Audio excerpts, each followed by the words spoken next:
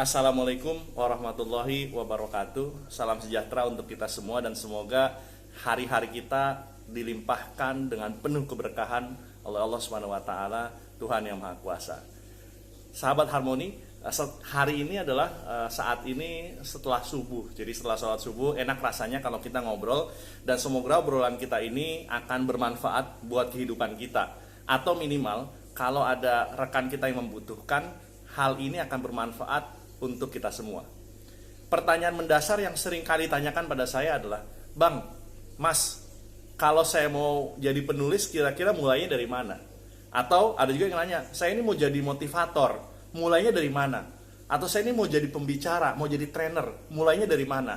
Atau kalau saya mau kuliah, kira-kira saya mampu nggak ya kuliah S2 atau saya lanjut S3? Jadi banyak pertanyaan dari rekan-rekan terkait dengan bagaimana memulai sesuatu. Memang ada gium menarik, ada sebuah quotes menarik, all start is difficult. Setiap start itu, setiap permulaan pasti akan susah. Tapi bukan berarti itu akan menjadi hal yang menghambat kita, malah itu challenge. Saya teringat ketika Salman baru belajar berjalan, anak saya Salman baru belajar berjalan. Ketika mulai berjalan itu tidak langsung bisa berlari, bahkan berdiri jatuh. Tapi kemampuan kita sebagai manusia, fitrah kita sebagai manusia, mestinya kita kembalikan saat kita dulu masih kecil. Saat kita dulu masih kecil, kita tidak pernah berhenti untuk mencoba. Kalau kita larang bahkan, dia akan terus untuk mencoba. Jadi kemampuan fitrah kita manusia yang diberikan sebuah fitrah untuk menghadapi segala tantangan, itu yang harus kita kembalikan. Minimal fitrah kita saat kecil, kemampuan kita belajar sepeda pun dulu jatuh, atau yang belajar sepatu roda, kalau saya lihat keponakan saya belajar sepatu roda, jatuh bangun. Tapi ketika dilarang sudah selesai gitu. Apakah dia berhenti? Tidak. Malah akan selalu makin dia mencoba. Nah, semakin lama, semakin dewasa, bahkan mungkin semakin usia bertambah, kemampuan kita, atau tepatnya adalah kemauan kita untuk membangkitkan kembali semangat kita untuk memulai segala sesuatu, itu yang mulai berkurang. Itu harus kita kembalikan lagi. Jadi ada hal menarik, misalnya saya bagaimana mencoba untuk menjadi seorang penulis, atau saya mau menulis sesuatu tapi kayaknya saya nggak bisa. Kayaknya nggak bisa itu sebenarnya adalah bagian yang ada dalam diri kita yang harus kita lawan.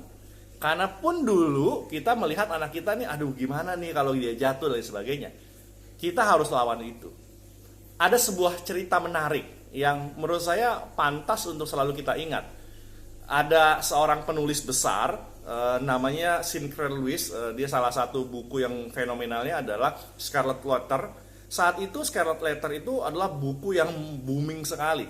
Dan Sinclair Lewis itu diundang ke berbagai macam jenis seminar, kemudian pelatihan menulis. Dan suatu saat Sinclair Lewis diundang ke sebuah forum yang dihadiri oleh ribuan mungkin orang yang ada di sebuah auditorium yang besar sekali. Saat itu mereka sudah siap untuk belajar menulis. Kemudian Sinclair Lewis masuk ke atas podium, dipanggil naik ke atas podium. Lalu kemudian saat melihat, wah, ada banyak sekali, ada ribuan orang yang datang di sana. Pertanyaan sederhana yang dimulai oleh Sinclair Lewis adalah, untuk apa Anda datang ke ruangan ini, hadir untuk mendengarkan saya? Lalu serempak mereka bilang, kami ingin belajar menulis dari Anda, wahai Tuan. Sinclair Lewis. Lalu kemudian Sinclair Lewis bilang, kalau Anda ingin belajar menulis, gampang. Kalau Anda ingin jadi seorang penulis, gampang. Sekarang angkat pulpen Anda, siapkan kertas Anda, lalu sekarang menulis dan menulis. Maka Anda akan jadi seorang penulis. Lalu dia turun dari podiumnya dan dia meninggalkan forum seminar yang dihadiri oleh ribuan orang. Bayangkan, saudara, satu pesan yang menohok, bahkan itu adalah seminar terpendek sedunia yang pernah diceritakan terkait dengan seminar workshop yang sedemikian banyak orang dihadiri. Dan ternyata memang kalau kita lihat, ya seringkali kita itu ingin segala sesuatu dipersiapkan, lalu kemudian kita ingin semuanya lengkap, baru kita memulai sesuatu. Padahal kalau kita lihat, kalau kita mau jadi seorang penulis, ya menulis. Anda belajar workshop 1 jam, 2 jam, 1 hari, 3 hari bahkan, apakah Anda bisa langsung jadi penulis? Tidak. Pasti di workshop itu kita akan diajarkan untuk selalu mempraktekkan apa yang didapatkan di sana. Anda mau jadi seorang trainer, Anda mau jadi seorang pengajar, Anda mau jadi seorang apapun, kita mau tidak mau, yang kita dapat praktekkan, Maka ada satu tips menarik, kalau mau jadi seorang pembicara, mau jadi seorang penulis, mau jadi seorang bahkan Anda kalau dibilang saya mau jadi seorang digital seorang konsultan digital atau apapun bentuknya, apa yang Anda dapat praktikkan, apa yang Anda dapat praktikkan. Anda punya sepeda baru, beli sepeda baru yang semahal apapun lah, sepeda Sultan misalkan yang ratusan juta.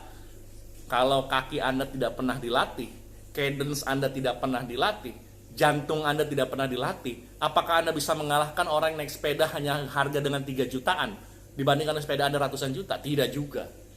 Jadi prosesnya harus dimulai dari sekarang. Bagaimana mulainya? Banyak hal.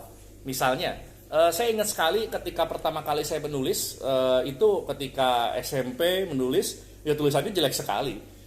Ya tulisan saya memang jelek, maksudnya tulisan tangan ya.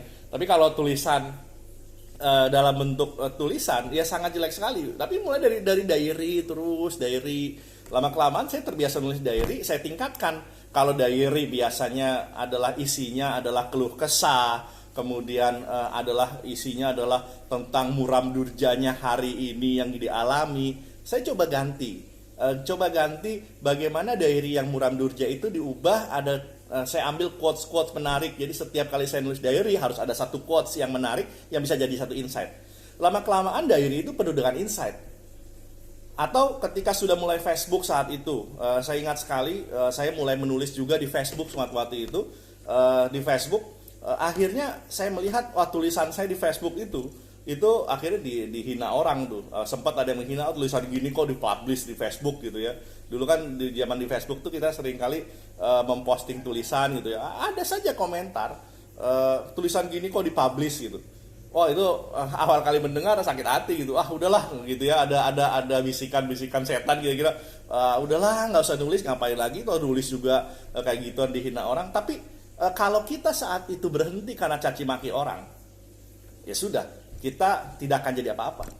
Anda mau jadi seorang penulis, nulis di Facebook, nulis di media sosial, atau nulis di lempar ke media untuk diterbitkan. Kalau tidak diterbitkan, apakah selesai hidup Anda kemudian Anda tidak menulis lagi? Kalau tidak diterbitkan, no. Saya pernah bahkan mengirimkan tulisan ke ke beberapa penerbit gitu ya. Dan salah satu penerbit balas, mohon maaf, tulisan Anda tidak bisa kami terbitkan karena tulisan Anda kurang bagus, tidak sesuai dengan kualitas kami. Wah, saya baca itu tuh, ya oke gitu. Tapi toh ada juga penerbit yang bersedia untuk menerbitkan tulisan-tulisan saya. Bahkan kalau misalkan Anda wahai anak-anak muda yang mendengarkan cerita saya ini, misalkan Anda punya satu karya, Anda publish di media sosial. Kalau Anda hanya mengharapkan like dan Anda membenci adanya dislike, ya sudah, Anda nggak usah jadi apa-apa. Anda nggak usah publish apa-apa dan Anda nggak usah jadi apa-apa. Kenapa?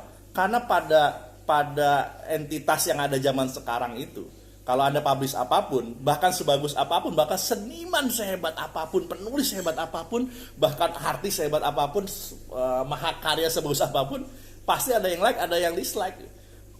Saya nggak tahu, memang sekarang udah banyak orang-orang yang haters gitu ya. Dan haters itu memang mungkin entitasnya, mereka akan mengeluarkan apa yang ada di kepalanya, apa kualitas dirinya. Pokoknya apapun, sebagus apapun, haters itu banyak gitu. Jadi jangan peduli sama haters. Dan Anda juga jangan peduli sama yang lovers. Dalam artian lovers itu bukan alat ukur. Jadi gini, postingan Anda bagus banget, tapi kok yang like dikit, Anda sedih gitu. Tapi postingan orang Anda lihat, kok ini lebih bagus saya, dia jelek, tapi kok loversnya banyak sekali gitu. Kalau Anda hanya menjadi itu sebagai alat ukur, maka rasanya Anda selamanya akan sakit hati itu. Poinnya apa? Berkarya. Memulai berkarya, memulai berkarya terus Anda lakukan itu. Tidak peduli berapa banyak lovers, tidak perlu berapa banyak haters.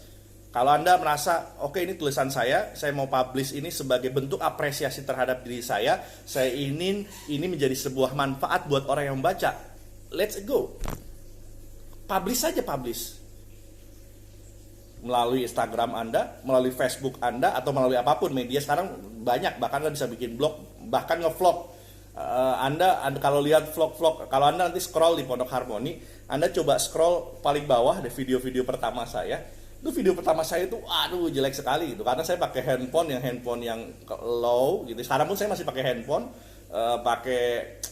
ya ini juga 50.000 nih. Kalau orang nanya, Bang Latif itu ininya apa gitu, apa namanya, mikrofonnya mereknya apa, 50.000 saya nggak tahu mereknya gitu. Waktu awal pun saya hanya ngevlog pakai video biasa gitu. Bahkan ada yang suka ngeledekin gitu ya, wah ini dia nih YouTuber followersnya 1000 kurang 999 gitu, artinya cuma 1 subscribernya. Ya biarkan aja gitu, orang mau bicara apa, yang penting niat kita adalah apa, yang kita punya di kepala kita, di badan kita, diamanahkan oleh Allah Subhanahu Wa Taala, oleh Tuhan kita, oleh Tuhan yang Maha Kuasa, ya kita sebarkan itu sebagai manfaat, semoga bisa jadi berkah. Urusan apakah itu akan viral, apakah itu akan viral, serahkan sama Allah gitu, serahkan sama yang Maha Kuasa lah. Urusan ini akan viral atau tidak, serahkan, silahkan. Yang jelas Anda berkarya. Tapi memang setelah Anda memulai, Anda mau perbaiki, yes itu wajib gitu. Artinya apa? Setelah Anda lihat video ini, oke, ini ada yang kurang di sini saya perbaiki, ini ada yang kurang di sini saya perbaiki, ada saran, ada masukan. Jangan diambil sakit hatinya, jangan diambil orang merasa, waduh, ini jelek nih, caci maki. Sudah, Anda lihat, yang jeleknya menurut dia apa, Anda perbaiki, Anda lakukan perbaikan berikutnya. Setelah itu Anda tidak peduli dengan, tidak usah tergores hati Anda, kemudian Anda menyesal dan tersayat-sayat hati Anda tidak mau berusaha. Tidak, silakan kalau sudah berkarya, Anda serahkan itu hasilnya kepada semesta lah, atau pada Allah Subhanahu Wa Taala, pada Tuhan, biarkan. Semoga ini bermanfaat. Kecuali konten-konten negatif ya, saya memang agak menghindari Anda untuk membuat konten negatif yang bahkan demi hanya viral gitu ya. Saya berharap Anda tidak hanya mengejar masalah viral, popularitas, kemudian mendapatkan duit. Ada misalkan, Bang, bagaimana saya supaya dapat duit loh? Saya sendiri ngevlog ini belum dapat duit loh. Ya saya sudah monetize, tapi baru $1, $2 gitu. Tapi kan itu bukan tujuan. Tujuan utamanya adalah kembali Anda memulai itu untuk apa? Kuatkan itu dulu. Oke, saya memulai, saya mau memacu diri saya untuk bisa menulis, untuk bisa ngevlog, untuk bisa bicara. Ya itu target Anda. Jangan lantas pertama kali Anda belajar jalan ingin langsung lari, belajar Anda nulis ingin langsung terbit viral, buku Anda terbit di mana-mana. Atau Anda ingin bikin vlog langsung viral, mendapatkan hasil ratusan juta. Ya dibilang mimpi ya siapa tahu bisa saja gitu, tidak tertutup kemungkinan. Tapi toh rasanya Anda harus kuatkan fondasi kita bareng-bareng. Nah itu artinya sudah memulai, Anda mulai saja dulu dengan kualitas yang Anda miliki saat ini. Kemudian di tengah-tengah setiap sisi kita perbaiki, belajar. Jadi mulai belajar, hajar lagi, jalankan terus, belajar terus gitu. Itu berproses semuanya. Dan pada akhirnya Anda akan ketemu satu pola sendiri. Nah, pola itu ya akan akhirnya, kalau ibarat itu tuh ada namanya myelin atau otot ya.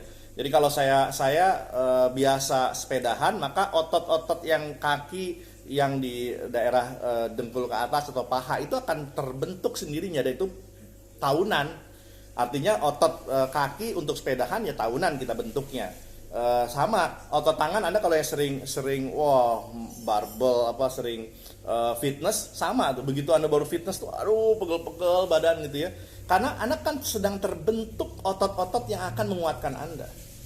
Anak saya sekarang lagi seneng lari-larian tuh, begitu lari-larian wah itu malam pegel gitu, itu kayak gitu tired gitu, capek ya, akhirnya memang selalu begitu. Tapi lama-kelamaan dia toh akan mulai lagi lari, kemudian lagi akan malah menjadi kuat.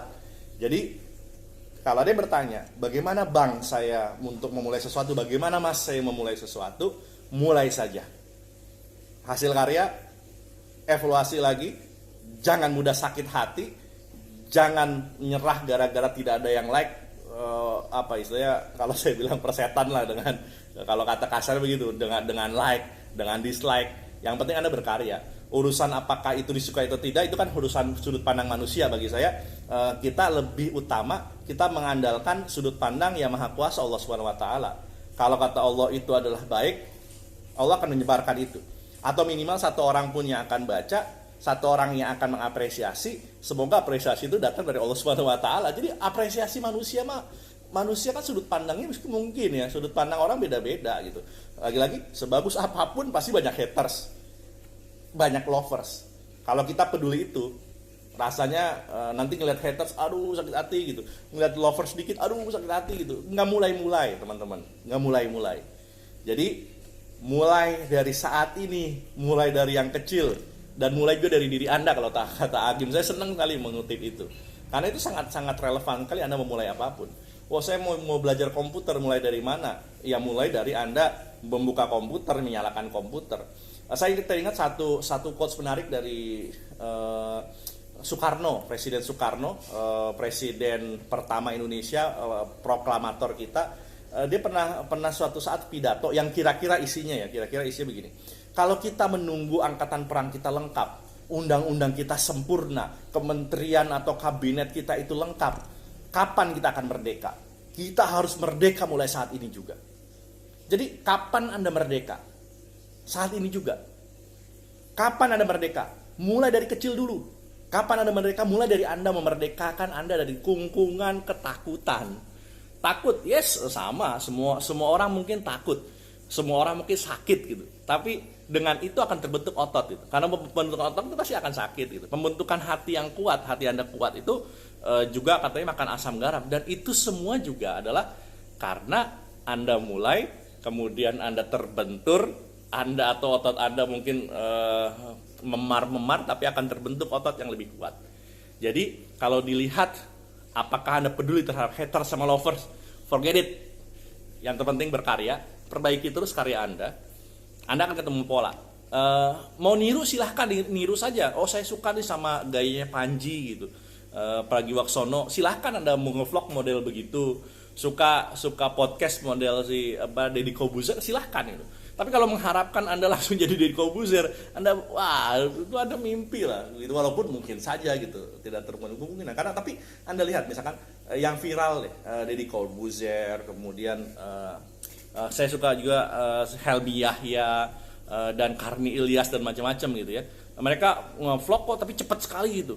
Loh, Anda lihat mereka itu mulai dari apa? Mulai Deddy Corbuzier itu mulai dari sejak sekolah dia. Orang tuanya mungkin melarang dia main sulap, atau juga orang yang banyak mencibir dia main sulap, tapi dia konsisten sekolah, kuliah sampai dia sekarang. Jadi investasi dia tuh panjang. Anda jangan lihat Deddy Corbuzier sekarang, tapi lihat bagaimana dia saat SD memulai sampai SMP, SMA, kuliah, terus dia mulai itu gitu. Anda lihat Helmi Yahya mungkin Anda lihat, kok bisa langsung viral. Loh, Anda lihat perjalanan Helmi Yahya, Anda dengar ceritanya Helmi Yahya dari awal, bagaimana dia seorang yang tidak mampu di daerah, kemudian berjuang mendapatkan beasiswa dan lain sebagainya, sampai sekarang gitu. Jadi perjalanan Anda melihat, jangan hanya sekedar Anda melihat orang sukses, kok dia bisa sukses ya, tapi lihat bagaimana mereka membentuk melin atau otot-otot mereka untuk sukses. Anda mau jadi salesman ya, hey salesman baru nih, ini salam saya kepada Anda semua salesman baru. Karena saya suka bertemu dengan salesman baru gitu, salesman Honda. Anda datang jadi seorang salesman melamar, kemudian Anda mau jualan banyak kayak jualan senior Anda. Rasanya bisa saja, tapi rasanya kalau Anda kemudian datang ke orang ditolak, datang ke 2 orang ditolak, ke 3 orang ditolak, ke 4 orang ditolak, lalu Anda mau datang ke 5 orang, lalu Anda bilang, ini pasti yang 5 juga pasti nolak saya. Selesai itu, Anda tidak akan mendapatkan order apa-apa. Mungkin selanjutnya Anda muntaber, mundur tanpa berita tuh, udah pergi saja tuh, nggak jadi salesman yang handal, Anda tidak bisa mencari nafkah. Jadi mulai dari, mungkin Anda berpikir bagaimana Pak saya memulai, banyak tekniknya. Salah satunya adalah ada namanya hukum 1 meter misalnya. 1 meter itu Anda 1 meter di samping Anda siapa? Kalau Anda lagi makan, di samping Anda kan ada orang tuh, ngobrol saja gitu, ngobrol, tapi jangan ganggu orang lagi makan. Tapi ngobrol dia dari mana segala macam, selesai makan Anda jalin relasi. Juga jangan langsung jual. Kalau mau langsung jualan ya nggak apa-apa, tapi lihat kondisi. Tapi ngajak ngobrol itu Anda mulai dari situ. Oh, bagaimana Anda bisa membuat orang nyaman ngobrol dengan Anda gali, saling bertukar informasi, akan terbentuk nanti dengan sendirinya kemampuan Anda untuk tidak malu-malu. Artinya Anda percaya diri, kemampuan Anda untuk pendekatan pada orang. Nanti berikutnya Anda belajar tentang influencing people. Nanti bagaimana selling kepada orang.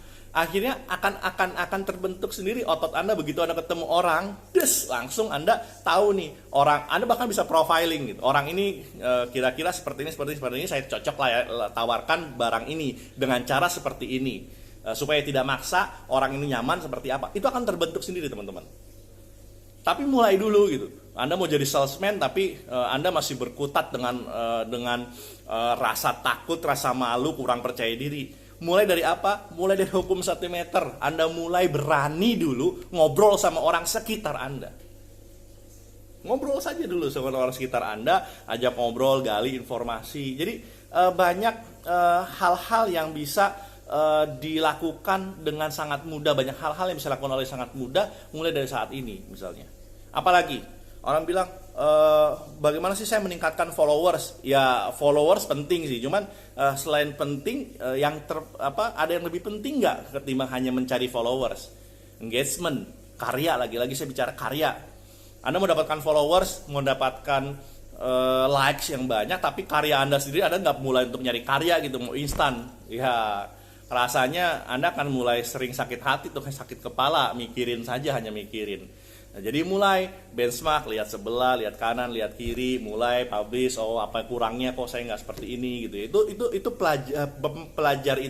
mempelajari itu butuh proses tahunan. Mungkin bisa cepat, tapi tiap orang berbeda-beda. Saya ingat saya lah minimal ingat ketika SD, apakah untuk bisa belajar baca kan kita mulai dari TK gitu. TK pun kita mungkin nggak bisa langsung baca sampai sekarang. Ini saya lagi senang menikmati proses. Istri saya itu selalu bercanda sama Salman sambil belajar ngajarin huruf gitu. Tapi sedikit demi sedikit akhirnya dia udah ngerti itu A sampai Z sudah hafal. Kemudian A sampai Z misalkan pakai bahasa Indonesia, kemudian diubah jadi A sampai Z pakai bahasa Inggris. Lalu sekarang lagi belajar fonik, nanti lagi belajar ngeja nih, misalkan ke A T cat gitu ya. Itu juga lagi belajar N A T net, itu pakai belajar pola fonik ya, ejaan fonik. Dan itu sekarang ya alhamdulillah sudah bisa. Tapi prosesnya kalau kita langsung bisa tamam ini cat ini nggak bisa gitu, ngeja dulu. Nah itu jadi artinya apa? Belajar dari cara kita waktu kecil, kita belajar berlari, belajar berjalan, belajar bagaimana kita dulu ketika kecil tidak mudah menyerah saat kita belajar naik sepeda. Mungkin bahkan orang dewasa mungkin belajar naik sepeda itu lebih takut ketimbang anak kecil jatuh segala macam juga tidak peduli. Jadi belajar saat itu, karena fitrahnya manusia itu diciptakan adalah untuk bisa menciptakan satu metode baru, menciptakan adaptasi baru, dan menciptakan kemampuan baru, dan sebenarnya pantang menyerah. Karena kemampuan manusia untuk bisa beradaptasi itu harus selalu hebat. Dan saya juga akan mengutip satu quotes yang menarik dari seorang tokoh. Seingat saya ini tokoh ini saya lupa tokoh ini kok saya jadi lupa siapa yang mengucapkan ya. Nanti carilah ya, tolong bantu saya siapa yang mengucapkan ini. Tapi gini, intinya adalah apa? Orang optimis itu selalu kelebihan satu cara. Saya ulangi ya, orang optimis ini kelebihan satu cara. Tapi orang pesimis itu selalu kelebihan satu alasan. Kenapa kok kamu belum memulai? Iya nih, habisnya saya nggak punya alat. Ya itu pesimis gitu. Alat apa yang ada di tempat Anda? Saya nggak punya modal nih gitu. Orang pesimis tuh begitu gitu. Selalu kelebihan satu alasan. Tapi kalau seorang optimis itu selalu kelebihan satu cara gitu. Orang lain, waduh saya nggak bisa begini gitu. Ada akar, tidak ada rotan, akar pun jadi. Jadi hal itu yang luar biasa bisa anda lakukan. Oh saya nggak punya alat nih, loh tapi kan Anda punya modal paling besar yang diberikan oleh Allah yang Maha Kuasa. Apa itu? Mulut Anda itu, wah modal. Sekarang kalau saya mau beli deh mulut Anda, berapa Anda jual? saya ambil mulut Anda, atau mulut Anda mau jadi dijahit deh berapa gitu.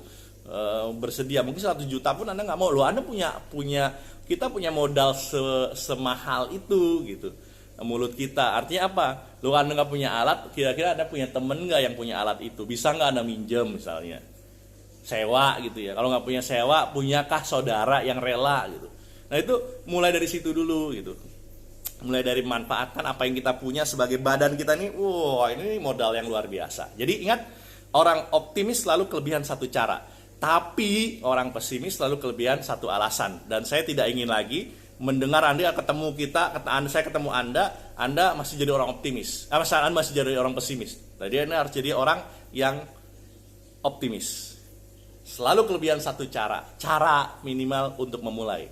Jadi kalau Anda susah untuk mulai saat ini, mulai dari yang kecil, dan mulai dari menaklukkan ketakutan Anda. Mulai dari mengabaikan semua haters. Mulai dari tidak peduli dulu dengan lovers. Mulai dari berkarya. Belajar berkarya. Serahkan pada Yang Maha Kuasa, Allah Subhanahu wa taala, menentukan seperti apa hasil Anda.